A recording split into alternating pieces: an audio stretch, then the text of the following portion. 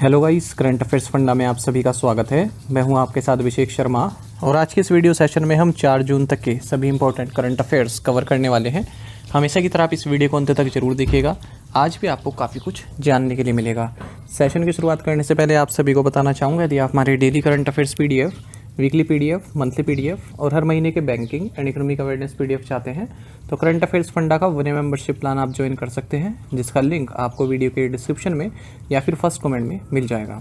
आपको बता दें, इस 1 ईयर मेंबरशिप प्लान के तहत जितना भी हमारा PDF कंटेंट है वो हम आपको 1 साल तक के लिए प्रोवाइड कराते हैं, जिसे आप डाउनलोड कर सकते हैं, प्रिंट आउट भी निकलवा सकते हैं। इसके लिए चाहे तो आप करंट अफेयर्स फंडा ऐप को यूज़ कर सकते हैं या फिर अपने लैपटॉप या सिस्टम की मदद से वेब लॉगिन भी कर सकते हैं।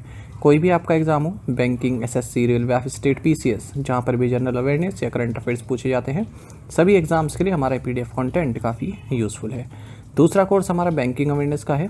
कंप्लीट बैंकिंग अवेयरनेस हमने आपको इसमें पढ़ाया है, न केवल आपके बैंकिंग मेंस एग्जाम बल्कि अगर आप बैंकिंग इंटरव्यूज़ देते हैं उसके लिए भी यूज़फुल है। जैसे RBI ग्रेड B का आप इंटरव्यू देते हैं या फिर SBI PO, RRB PO, IBPS PO, सब के लिए यूज़फुल है और आप इंटरव्यू के आंसर कर पाएंगे। साथ ही साथ SSC, रेलवे, स्टेट PCS जैसे एग्जाम्स में इंडियन इकोनॉमी के जो क्वेश्चंस पूछे जाते हैं, जैसे GDP कंसेप्ट पर क्वेश्चन पूछे जाते हैं, 5 ईयर प्लान पर अब तक क्वेश्चन पूछे जा रहे हैं, नीति आयोग पर क्वेश्चन पूछे जाते हैं और RBI, SEBI, SIDBI, NABARD, IRDI और different types of banks, public sector banks, private sector banks, small finance bank, payment bank और types of inflation, types of poverty, types of unemployment, A to Z complete economics पढ़ाई गई है। Economic terms, financial terms, जो भी schemes हैं वो भी पढ़ाई गई हैं इंडियन इकोनॉमी से रिलेटेड। डेमो वीडियो लेक्चर्स और डेमो PDFs भी अवेलेबल है करंट अफेयर्स फंडा ऐप पर, उन्हें आप एक बार देख सकते हैं। उनसे आपको एक आइडिया लग जाए किस तरह कंटेंट हमने आपको इन कोर्सेज में प्रोवाइड कराया है। इंश्योरेंस सेक्टर के एग्जाम की तैयारी कर रहे हैं तो इंश्योरेंस से संबंधित एक कंप्लीट डेडिकेटेड चैप्टर इसमें दिया गया है, उससे आपके इंश्योरेंस बेसिक्स क्लियर हो जाएंगे। दोनों ही सेपरेट कोर्सेज हैं, यानी कि जो ये 1 ईयर करंट अफेयर कोर्स है ये अलग है और बैंकिंग अवेयरनेस कोर्स अलग है। दोनों की वैलिडिटी 1 साल की है। मिलेंगे कहाँ पर? करंट अफेयर्स फंडा ऐप पर। ऐप का लिंक वीडियो के डिस्क्रिप्शन में भी दिया गया है और फर्स्ट कमेंट में भी पिन कर दिया गया है। तो आप लिंक पर क्लिक कीजिएगा, ऐप को इंस्टॉल कीजिएगा और लॉगिन करके इन कोर्सेज को एक्सेस कर सकते हैं। फिर भी कोई डाउट अगर आपका रहता है तो हमारा कस्टमर केयर नंबर है 8448169188। इस पर आप कॉल कर सकते हैं या फिर व्हाट्सएप करके भी जानकारी प्राप्त कर सकते हैं। तो बिना किसी देरी के शुरुआत करेंगे इस वीडियो सेशन की। सबसे पहले क्वेश्चन ऑफ द डे देख लेते हैं। इसका आंसर आपको अभी कमेंट बॉक्स में करना है। पूछना है कि फील्ड मार्शल की उपाधि पाने वाले पहले भारतीय कौन थे? Who was the first Indian to be conferred the title of field marshal? Options देखते हैं। बिपिन रावत, अर्जन सिंह, KM करियप्पा या फिर सैम मानेकशॉ। जल्दी से आंसर कर दीजिए, फिर हम आगे बढ़ते हैं। और इसी तरह के क्वेश्चन यदि आप प्रैक्टिस करना चाहते हैं तो हमें टेलीग्राम पर जरूर ज्वाइन कीजिएगा। करंट अफेयर्स फंडा नाम से हमारा टेलीग्राम चैनल है।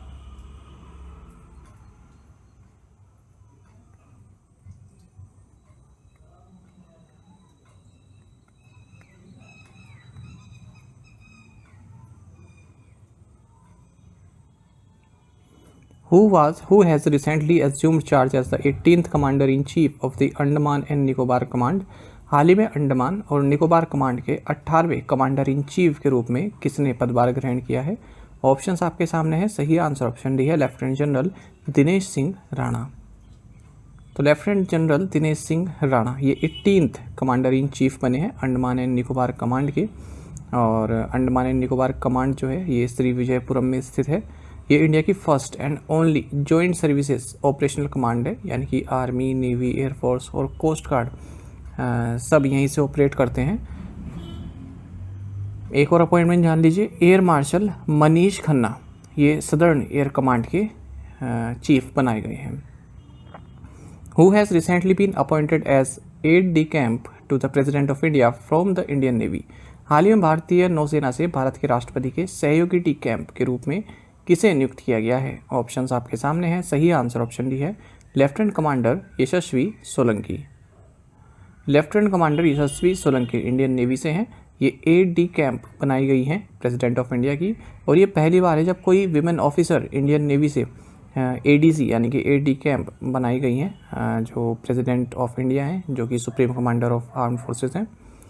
ADC का रोल क्या होता है? ये कोऑर्डिनेशन एंड कम्युनिकेशन को फैसिलिटेट करता है प्रेसिडेंट और जो अलग अलग आर्म्स हैं, मतलब जो आर्म्स इस्टेब्लिशमेंट हैं उनके बीच में। स्टाफ वर्क और ऑफिशियल प्रोटोकॉल, इन सब के लिए प्रेसिडेंट को जो है 5 तरह के एड डी कैंप प्रोवाइड किए जाते हैं, 3 आर्मी से और 1 नेवी से, 1 एयरफोर्स से। इसके अलावा प्रेसिडेंट ऑफिसर्स चूज़ कर सकती हैं किसी भी आर्म फोर्सेस से अपनी मर्जी के हिसाब से। Which Indian state has become the first to implement a dedicated yoga policy? कौन सा भारतीय राज्य योग नीति लागू करने वाला पहला राज्य बन गया है? ऑप्शंस आपके सामने हैं। सही आंसर ऑप्शन बी है, उत्तराखंड। तो आप जानते हैं कि पहला राज्य उत्तराखंड ही है यूनिफॉर्म सिविल कोड को इम्प्लीमेंट करने वाला, और अब पहला राज्य उत्तराखंड बन गया है जिसने एक डेडिकेटेड योगा पॉलिसी को लॉन्च किया है। तो उत्तराखंड को एक global centre for yoga and wellness बनाने की ओर ये कदम उठाया गया है। 5 नए इंटरनेशनल योगा हब्स बनाए जाएंगे, जागेश्वर में, मुक्तेश्वर में, व्यास वैली में, टिहरी लेक में और कोलीडेक लेक में।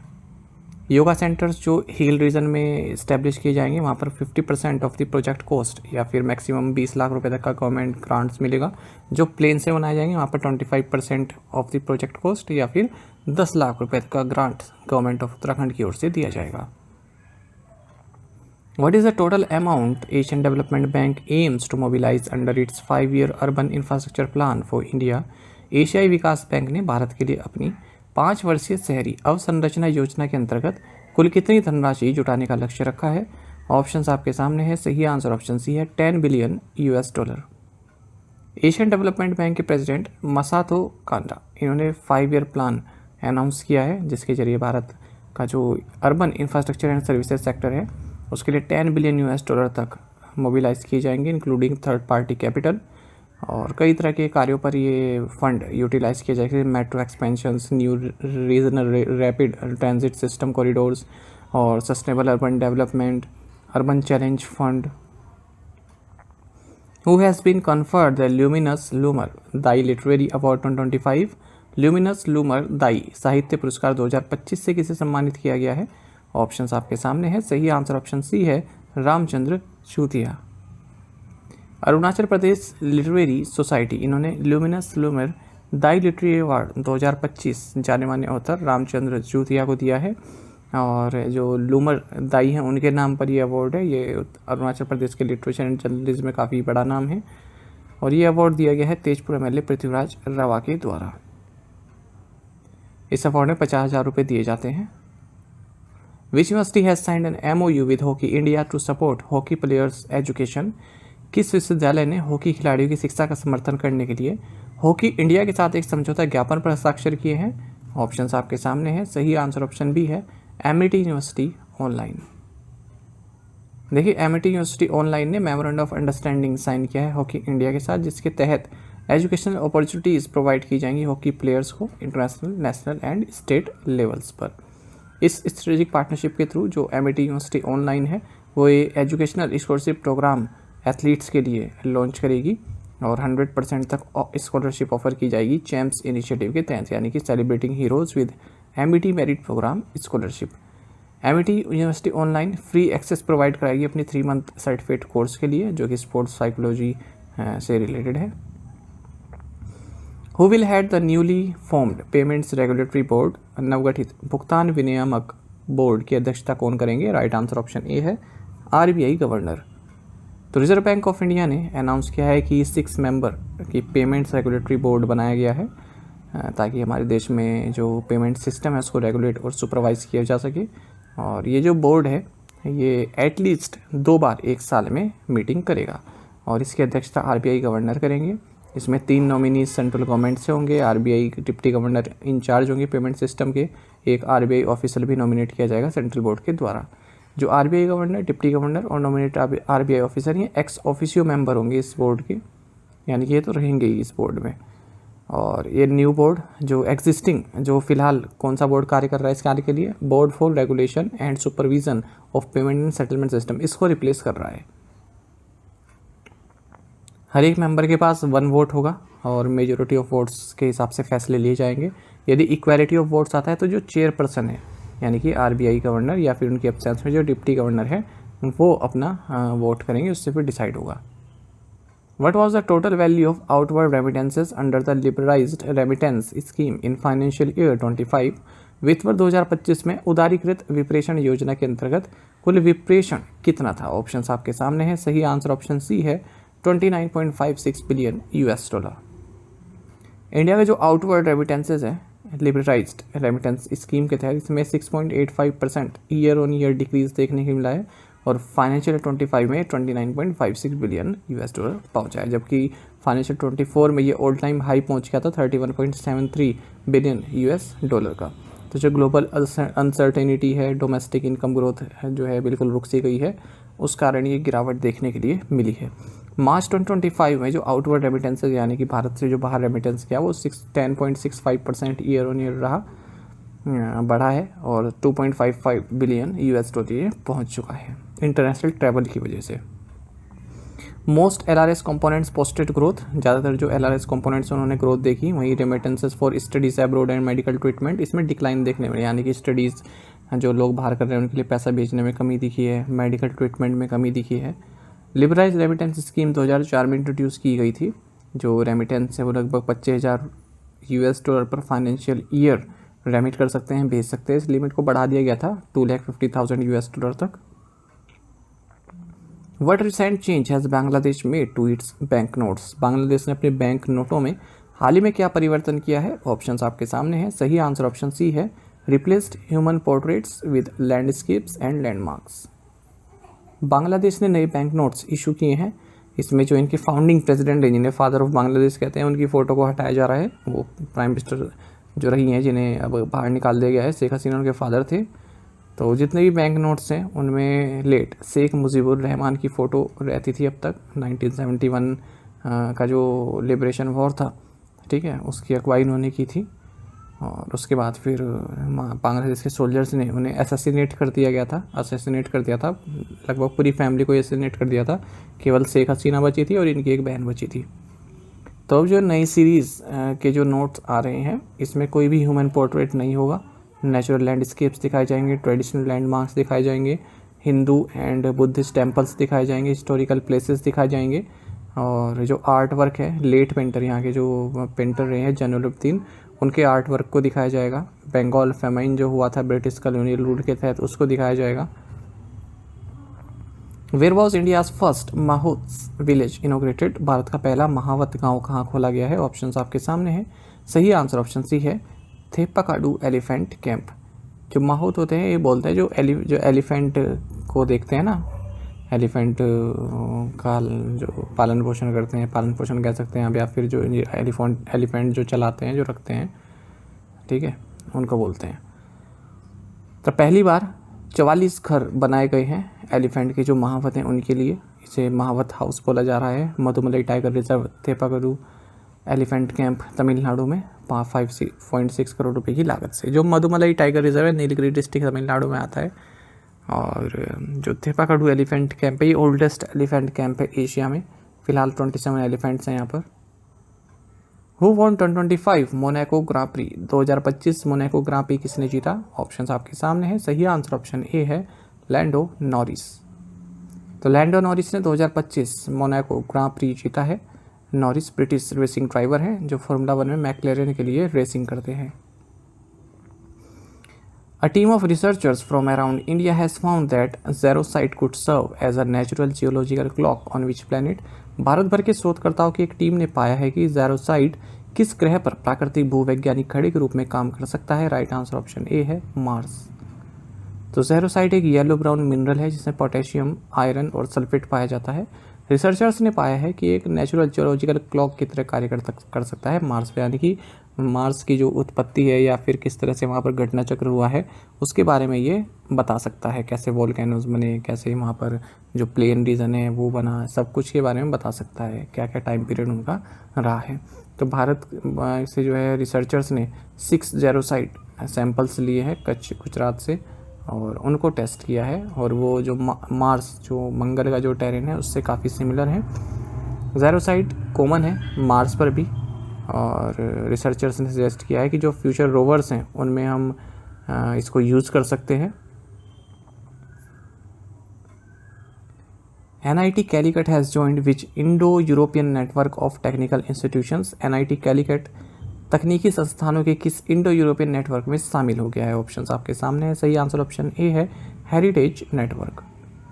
National institute of technology Calicut, इसने यूरोपियन इंस्टीट्यूशंस के साथ पार्टनरशिप की है, एमओयू साइन किया है Norway university of science and technology, technique university Berlin के साथ, और साथ ही हेरिटेज नेटवर्क में भी ये शामिल हुआ है, जो कि एक इंडो यूरोपियन नेटवर्क है 30 leading technical higher education institutions का। The institute also explored cooperation in semiconductor packaging research with the chip integration technology centre in the Netherlands. The emerging partnerships align closely with several national research and development missions, particularly in advanced electronics and high-tech manufacturing. Who has been sworn in as the president of Ecuador? Ecuador के राष्ट्रपति के रूप में किसने शपथ ली है? Options आपके सामने हैं। सही आंसर ऑप्शन बी है, डैनियल नोबोवा।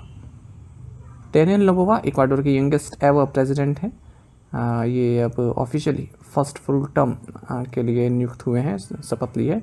इक्वाडोर की कैपिटल क्विटो है, करेंसी यूनाइटेड स्टेट्स डॉलर है। In what year was the Konkan railway established? Konkan railway की स्थापना किस वर्ष हुई थी? ऑप्शंस आपके सामने है। सही आंसर ऑप्शन भी है, 1990। देखिए, महाराष्ट्र गवर्नमेंट एग्री हो गया है कि कोंकण रेलवे कॉर्पोरेशन लिमिटेड को इंडियन रेलवे के साथ मर्ज होने देगा। गोवा, कर्नाटक और केरल ऑलरेडी इस मर्जर को अप्रूव कर चुके हैं, और अब महाराष्ट्र का जो ये क्लियरेंस है, इसके साथ अब पूरी तरह से कोंकण रेलवे इंडियन रेलवे के साथ मर्ज हो जाएगा। कोंकण रेलवे की स्थापना 1990 में हुई थी, और जो वेस्टर्न घाट से वहाँ पर रेलवे लाइंस को बिछाने का कार्य इसको दिया गया था। एक जॉइंट वेंचर था। गवर्नमेंट ऑफ इंडिया की 51% स्टेक थे, महाराष्ट्र की 22%, कर्नाटक की 15%, गोवा एंड केरल के 6% each. What is the name of the new mascot unveiled by NLC India limited? NLC India limited द्वारा अनावरण किए गए नए शुभंकर का नाम क्या है? राइट आंसर ऑप्शन भी है, नियॉन। तो एनएलसी इंडिया लिमिटेड ने नया मास्कोट अपना अनवेल किया है, इसका नाम है नियॉन, या एक लायन है ये। Who inaugurated the new building of the central forensic science laboratory in Kolkata? Kolkata में केंद्रीय फोरेंसिक विज्ञान प्रयोगशाला के नए भवन का उद्घाटन किसने किया? राइट आंसर ऑप्शन ए है, अमित शाह। तो union home minister and minister of cooperation Amit Shah ने नई बिल्डिंग इनॉग्रेट की है वेस्ट बंगाल में, central forensic science laboratory Kolkata की। ये जो सेंट्रल फोरेंसिक साइंस लैबोरेटरी है, ये मिनिस्ट्री ऑफ होम अफेयर्स के तहत ही आता है, और 7 लैबोरेटरीज हैं इस तरह की भारत भर में, हैदराबाद, कोलकाता, चंडीगढ़, न्यू दिल्ली, गुवाहाटी, भोपाल एंड पुणे में। टू द पॉइंट क्वेश्चन और उनके आंसर्स देख लेते हैं। When is the world turtle day celebrated? May 23rd। Telangana day is observed annually on June 2nd। Where is Masai Mara national reserve located? Kenya. Which is the first crypto exchange to join S&P 500 इंडेक्स? Coinbase Global। Where is the first session of the UN Conference on Glaciers taking place? Answer is UN headquarters in New York। आप में से कई students ने बिल्कुल सही answer किया है, इसी तरह से पार्टिसिपेट करते रहिए। चलिए आज के असाइनमेंट क्वेश्चन देखते हैं, इनके आंसर आपको भी करने हैं कमेंट बॉक्स में। Who is Uttar Pradesh new DGP? When is World Thyroid Day observed? Who clinched UEFA Europa title after 17 years defeating Manchester United? Which country held elections which allowed voters to choose their judges at all levels? Where was the 17th edition of the Langoy international maritime and aerospace exhibition held? In 5 questions के answer आपको comment box में देने हैं। यदि एक question का answer भी आता है वो भी आप अवश्य बताइएगा। साथ ही हमें टेलीग्राम पर जरूर ज्वाइन करें, करंट अफेयर्स फंडा नाम से हमारा टेलीग्राम चैनल है। Thank you guys.